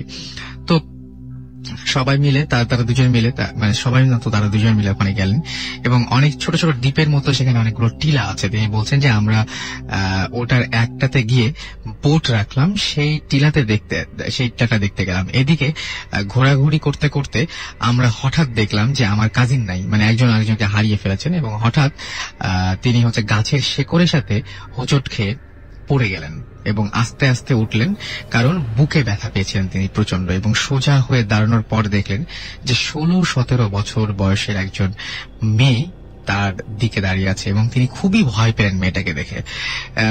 তো তিনি তাকে জিজ্ঞেস করেন তুমি কে? মেয়েটা জবাব দিল যে নাম জানতে হবে না, আপনি ব্যথা পেয়েছেন, এদিকে আসেন। তো এই কথা শুনে সে আর সেদিকে না গিয়ে দৌড়ে ভয়ে পালিয়ে গিয়েছিল এবং অনেক দূরে চলে গিয়েছিল। এবং তিনি বলছেন যে এ কথা শুনে আমি ঘুরে গিয়ে প্রচন্ড জোরে একটা দৌড় দিলাম এবং দৌড়াতে দৌড়াতে আমরা যেখানে বোট রেখে এসেছিলাম সেখানে তিনি গেলেন এবং সেখানে গিয়ে দেখলেন যে বোট নেই। এবং কিছুক্ষণ পরে এরকম ভাবে বোট খোঁজাখুঁজি, কাজিনকে খোঁজাখুঁজির পরে দুজনে দেখা হলো এবং দুজনকে দেখে খুব চমকে গেল এবং দুজন বলল যে কোথায় হারিয়ে গিয়েছিলে। ঠিক একইভাবে তার কাজিন বলল যে তুমি বা কোথায় হারিয়ে গিয়েছিলে, আমি তো তোমাকে এতক্ষণ ধরে খুঁজছি। এবং সে বলল যে আমি তোমাকে এতক্ষণ ধরে খুঁজছি। ঠিক লাস্ট উইকে আমরা এরকম একটা ঘটনা শুনেছিলাম ভৌতিক টিমের কাছ থেকে, ইনফ্যাক্ট, যে এরকম হারিয়ে গিয়েছিল একটা জায়গায় এবং তারা দুজন মিলে বলল যে আমরা বোট খুঁজে পাচ্ছি না। এবং তারা দেখতে গেল যে এখানে বোটটা রেখেছিল সেখানে সত্যিই কোনো বোট নেই এবং একেবারেই কোনো বোট নেই। তো কিছু করার নেই আসলে। তো তাড়াতাড়ি চলো আবার। আচ্ছা, এবং তিনি দেখলেন যে তিনি বলেন যে আচ্ছা যাই হোক, তো বোট নেই। এই বোট খোঁজাখুঁজির একটা পর্যায়ে তারা দেখলো যে তারা আবারও পিছন ঘুরে এদিকে খোঁজাখুঁজি করছে। খোঁজাখুঁজির পরে দুজনেই আবার ঠিক একই সাথে সেই মেয়েটাকে দেখতে পেল, যে মেয়েটা ওই জায়গাটায় ছিল। এবং এই সময় বললো যে একটা শব্দ শুনে পিছনে তাকালাম এবং দেখলাম যে সেই মেয়েটা যাকে আমি একটু আগে দেখেছিলাম। আমি তখন পুরোপুরি অবাক। মেয়েটা বলল আর আসবেন না, এটা খারাপ জায়গা, আপনারা চলে যান বলে মেয়েটা অন্ধকারে কোথায় যেন হারিয়ে গেল। আমরা তার পিছু নেওয়ার সাহসও পেলাম না। পিছনে ফিরে আমি আর নিয়াজ নিজের চোখকে বিশ্বাস করতে পারলাম না। দেখি বোটটা আগের জায়গায় আছে এবং তারা সেই বোটটাই করে ফিরে এসেছিল। এই ঘটনা কোনো ব্যাখ্যা জানেন না। ঘটনাটা একেবারেই কি বলবো যে আমার কাছে রূপকথার মতন লেগেছে। আর অন্য তিনি আমাদের স্টুডিওতে আসতে পারেননি। আমি জানি না যে এই ব্যাখ্যাটা আপনাদের কাছে কি ব্যাখ্যা দিবেন আপনারা এইটার। জাহাঙ্গীরনগর বিশ্ববিদ্যালয়, সেখান থেকে আমরা আরো একটা ঘটনা পেয়েছি এবং যে ঘটনাটা ঘটেছিল 2005 সালে। সেই 15th বার্থডে তার, এবং বার্থডে উপলক্ষে তার আম্মু তার বাসায় পার্টি দিলেন এবং তারা যখন সমস্ত ফ্রেন্ডদেরকে ইনভাইট করেছিলেন তখন তার খুব ক্লোজ একজন ফ্রেন্ডের নাম ছিল তুহিন। আচ্ছা, এই ঘটনাটা আমরা অবশ্য শুনেছি, আমি আবার সেই ঘটনাটা পড়তে নিয়েছিলাম। এছাড়াও আমাদেরকে আসিফ আমাদেরকে SMS করেছেন এবং আসিফ আমাদেরকে বলছেন তার দাদার বাড়ি হচ্ছে ল্যাঙ্গুটিয়া। আচ্ছা, এবং তিনি লাস্ট সময়ে যখন দাদা বাড়ি গিয়েছিলেন তখন একটা ঘটনা ঘটেছিল এবং তিনি বলছেন যে তাই আমি আমার কাজিন বালিশ নিয়ে একটু দূরে নদীর পাড়ে তারা শুতে গিয়েছিলেন এবং 4-5 জন লোক সেখানে, এবং তিনি বলছেন যে আমরা যাওয়ার পর দেখি আরো 4-5 জন লোক সেখানে আছে, তারাও ঘুমাতে আসছে। রাত 1:30 হবে, এরকম সময় সবাই ঘুমিয়ে গেছে, আমরাও রাত 3টায় হঠাৎ ঘুম ভেঙে যায় এবং তিনি পাশ ফিরে দেখেন যে তার কাজিনটা কেউ নেই তিনি একা সেখানে শুয়ে আছেন। এবং সেই সময় একজন মহিলা আসে, সেই মহিলা এসে বলে যে আচ্ছা আপনি এখানে একা শুয়ে আছেন, আপনার সাথে যে সমস্ত লোকজন ছিল তারা তো সবাই আমার বাসায় শুতে গেছে, চাইলে আপনিও আসতে পারেন। তো সে বলল যে চলুন, সে তো একদমই নতুন সেই জায়গাতে, এবং সে বলল যে চলেন তাহলে যাই, আমিও যাই। এবং কিছু দূর যাওয়ার পরে তিনি দেখলেন যে কিছু দূর যাওয়ার পরে তিনি বললেন যে তার আচ্ছা তিনি দেখলেন যে আমি মহিলার মুখের দিকে একবার তাকিয়ে দেখলাম, এবং তাকিয়ে দেখলাম আমার মেজাজ খুব খারাপ হয়ে গেল। আমি মহিলার ওই মুখের দিকে একবার তাকিয়ে রাগ সামলে হাঁটা শুরু করলাম। কিছু যাওয়ার পরে ওই মহিলা আমার পাশে পাশে হাঁটা শুরু করলো। হঠাৎ সে আমার হাত ধরলো, তার হাতটা খুব ঠান্ডা ছিল। আমি তার দিকে তাকিয়েই একটা অদ্ভুত গন্ধ তার নাকে এসেছিল, এবং তিনি জিজ্ঞাসা করেন আপনার বাড়ি কোথায়। সে কোনো উত্তর দিল না। আমি একটু ভয় পেলাম। হঠাৎ একটা কুকুর ডাক দিল, এবং সাথে সাথে মহিলা যেটা করলো সেটা হচ্ছে প্রচন্ড ধাক্কা দিল তাকে, এবং ধাক্কা দেওয়ার পরে সে ওখানে পড়ে গিয়েছিল একটা জমির মধ্যে। এবং তারও কিছুক্ষণ পরে হঠাৎ দেখা যায় তার কাজিনরা সবাই টর্চ লাইট নিয়ে, তার কাজিনরা এবং 4 জন লোক হাঁপাতে হাঁপাতে তার কাছে আসলো এবং বলল যে তুই এখানে কি করছিস। তখন বললো যে আমি এখানে কি করছি, তোরা তো, আমি ঘুম থেকে উঠে দেখলাম যে তোরা কেউ নাই, এবং আমি ভাবলাম যে তোরা কোথায় গেছিস, তো তোদেরকে খুঁজতে হঠাৎ করে এই সময় একটা মহিলা এসে আমাকে বললো যে এরকম এরকম তোরা নাকি ওখানে ঘুমাতে গেছিস। না তুই তো, আমরা তো ঘুম থেকে হঠাৎ করে তো পড়ে যাওয়া শুনে তারা এসছে, আমরা তো ঘুম থেকে উঠে দেখছি তোরা নাই, তুই নাই আমাদের কাছে। তো এরকম একটা ইনসিডেন্ট ঘটেছিল যে ও দেখেছে যে এরা নাই, এবং তিনি বলছেন যে তুই এতদূর, ওরা উল্টে প্রশ্ন করে তুই এতদূর আসলি কি করে এবং এখানে কিভাবে আসলি, এবং তিনি বললেন যে গায়ে মাটি কেন, এই সমস্ত প্রশ্ন করছে। এবং তখন আমি তাকে জিজ্ঞেস করলাম যে তোরা কোথায় ছিল। ওরা বললো কেন, আমরা তো নদীর পাড়েই শুয়েছিলাম, হঠাৎ দেখি তুই নাই। ঠিক এরকম একটা ঘটনা ঘটেছিল। তখন আমি সব বুঝতে পারলাম এন্ড দেখলাম যে আমি প্রায় 6 কিলোমিটার রাস্তা হেঁটে এসেছি, এর মধ্যে 6 কিলোমিটার রাস্তা তিনি হেঁটে এসেছেন। বাট এত তাড়াতাড়ি এত দূর আসার পরেও তিনি একটুও হাঁপাননি, এবং তখন আর দেরি না করে সোজা তিনি বাড়ি চলে গিয়েছিলেন, এবং ঘুম থেকে উঠেই তিনি বরিশাল চলে আসেন। সেই গ্রাম থেকে সরাসরি চলে আসেন বরিশালে। এই ঘটনাটার কোনো ব্যাখ্যা আমার কাছে ইনফ্যাক্ট নেই।